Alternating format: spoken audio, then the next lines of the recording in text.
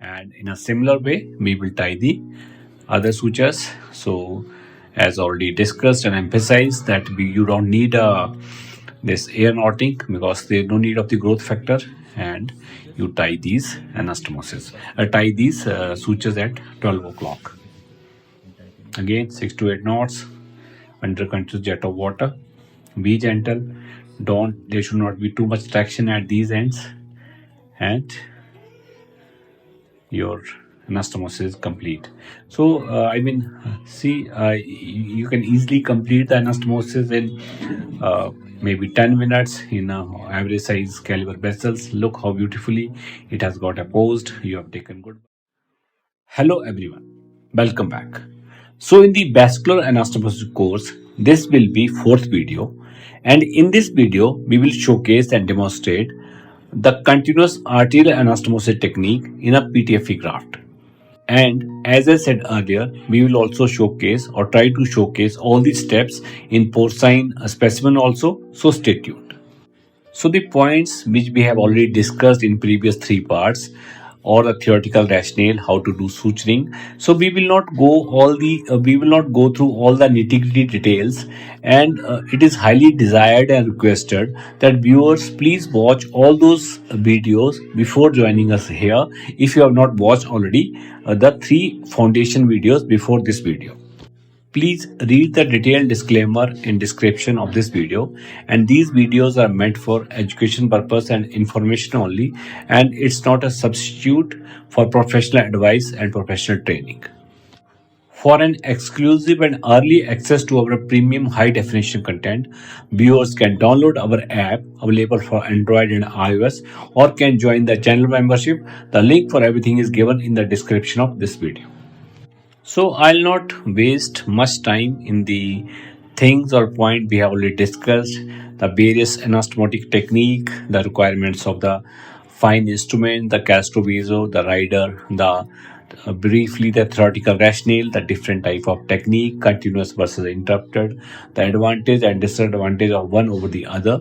We have already discussed in a length, and the relevant good articles I have already discussed. So do watch them. Do watch the previous video. Read the relevant articles to have a comprehensive understanding of the this arterial anastomosis technique.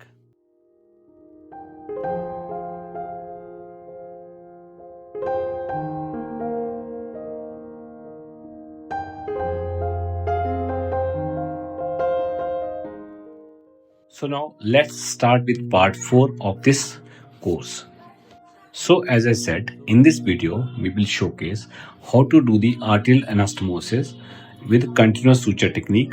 We have modified this technique a little bit, and this may be a little bit different from the techniques you already seen or learned from your teachers, and I feel this is also one good technique, and if you like it, it may be part of your armamentarium.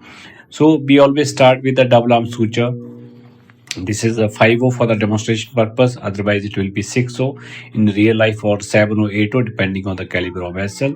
So B from the farther end, that is 12 o'clock, and I came inside out on both the end. So both my needles are now outside the afferent and efferent limb. So for the understanding purpose, the graft on your right side is the afferent, and graft on the left side will be your efferent.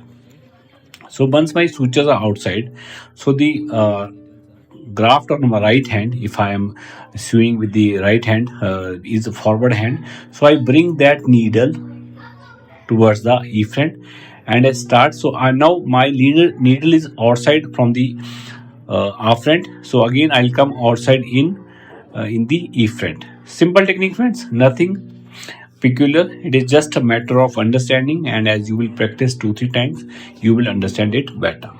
The basic tenets of safe arterial anastomosis: not to touch the intima, always hold the this adventitia you have to follow.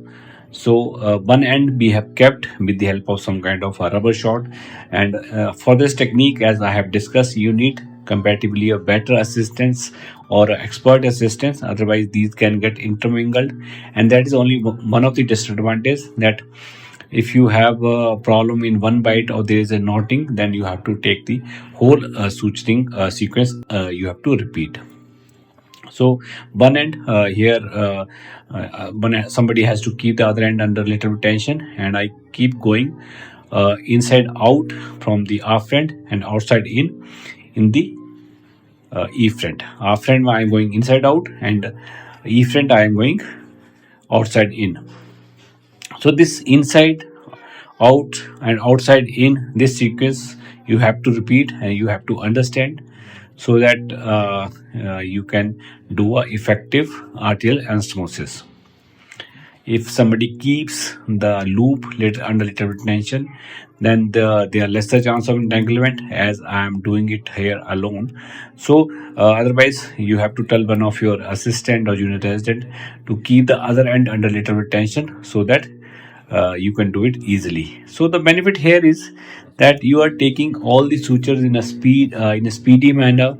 All the sutures are under vision, and you can complete this anastomosis comparatively in a lesser time, where the time is essence like this threatened limb, or you want to reduce the warm ischemia time. So then this technique is more helpful, and again you are not tying the knots after every sutures, and so the difficulty of tying the knot in the posterior wall, it is saved. But again, it has to be healthy wall, because as I discussed in the theoretical part, if you fail at one point, the whole suture line may fail, and then you may have to do the whole anastomosis again. So this is a real-time video. I'm repeating the sequence. So inside out, outside in. Then I started from the outside, and I leave the needle outside. So this is my last bite, and you simply pull, apply little bit of traction. This is a monofilated suture. Don't apply too much traction, and it will beautifully oppose.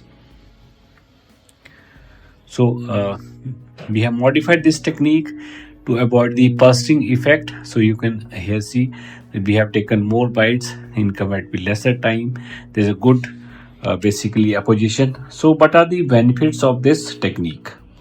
So the first advantage is this suture technique is really helpful when you are dealing in a time critical situation like trauma surgery. You are dealing with a limb salvage, vascular injury repair, or rapid revascularization essential like transplant surgery to reduce the warm ischemia time. Second will be in small to medium size caliber arteries, especially when the lumen needs to be preserved with minimal irregularities, so you're not tying multiple knots. So it provides smooth intimal approximation, lowering turbulence and a risk of thrombosis. Third advantage or the benefit of this technique is, while you are dealing with the synthetic grafts like PTFE or Dacron, the continuous suture provides better seal against bleeding compared to the interrupter suture. So it achieves better lumen to lumen apposition while you using the synthetic graft. Again, basically it avoids any kind of any stepping because of the multiple interrupted bites. So especially useful in high flow vessels like carotid, renal, or ilex, and prevents stepwise gaps that may occur with the interrupted suture, and there is the uniform tension along the anastomosis. And once you master this technique, you will realize that it is comparatively easy. You are not forced to tie the knots in dark, and technically once you start running, it is simple: inside out, outside in, inside out, outside in sequence. So comparatively easier to follow. What are the cautions, and what are the situation when this suture technique is to be avoided?